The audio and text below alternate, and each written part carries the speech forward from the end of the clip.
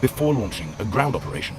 Since 2007, Hamas has constructed over 1,300 tunnels. Some of these are buried as deep as 30 to 40 meters to shield militants from attack. In the aftermath of a globally impactful attack by Hamas, Israel is prioritizing the destruction of the extensive Hamas tunnel network in Gaza. Unverified accounts suggest that Israel began deploying the bunker buster munition known as the GBU-28 against these tunnels during...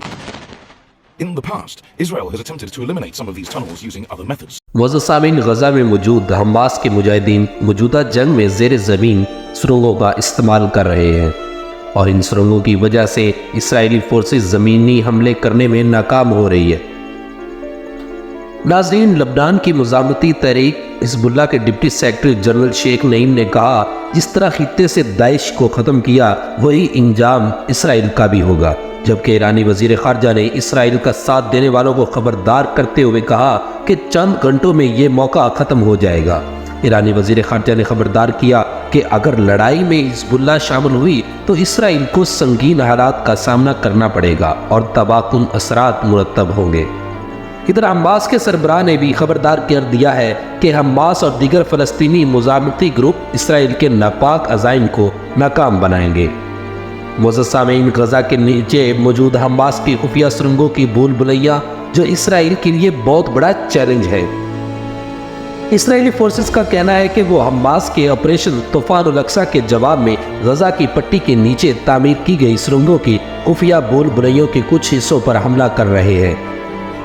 नाज़रीन, Israel defence forces के तर्जुमान ने जुमेरात को एक video में कहा कि समझे कि गज़ा की पट्टी में शहरियों के लिए एक परत है और फिर हमास के लिए दूसरी परत।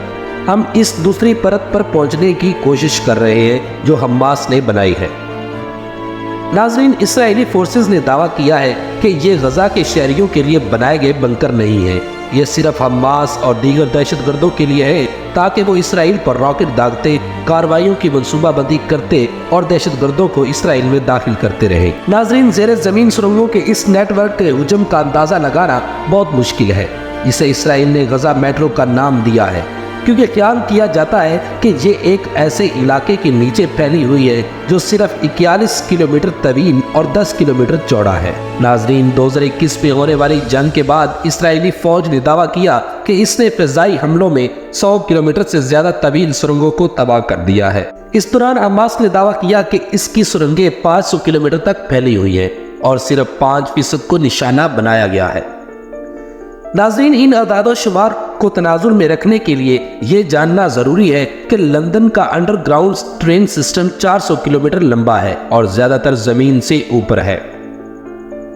नाज़रीन, गज़ा में सुरंगों की तामीर का अमल सन 2005 में इसराइली फ़ौज और यहूदी आबादकारों के इनखला से कबल ही शुरू हो चुका था, लेकिन 2 साल बाद ही हमास की जानिब से इलाके का पूरा कंट्रोल संभालने के बाद इसमें तेज़ी लाई गई, जिसकी वजह से इसराइल और मिस्र ने हिफाजती वजूहात की बिना पर सामान और लोगों की नकलो हरकत पर पाबंदी लगाना शुरू की। नाज़रीन, मिस्री सरहद के नीचे चलने वाली तकरीबन 2500 सुरंगों को हमास और दीगर अस्करियत पसंद ग्रुपों की जानिब से तजारती सामान, ईंधन और हत्ता के हथियारों की स्मगलिंग के लिए इस्तेमाल किया गया है। नाज़रीन, 2010 के बाद गज़ा के लिए इस स्मगलिंग की अहमियत इस वक्त कम हो गई जब इसराइल ने अपनी क्रॉसिंग के ज़रिए सामान बरामद करने की इजाज़त देना शुरू की। मिस्र ने बाद में इन सुरंगों को पानी छोड़कर या तबाह करके स्मगलिंग का सिलसिला बंद कर दिया। नाज़रीन, हमास और दीगर धड़ों ने इसराइली अफवाज पर हमलों के लिए भी सुरंगें खोदी। 2006 में इस अस्करियत पसंदों ने इसराइल के 7 सरहदों के नीचे ऐसी ही एक सुरंग का इस्तेमाल करते हुए 2 इसराइली फौजियों को हलाक किया और तीसरे फौजी गिलाद शालियत को पकड़ लिया, जिसे उन्होंने 5 साल तक कैद में रखा।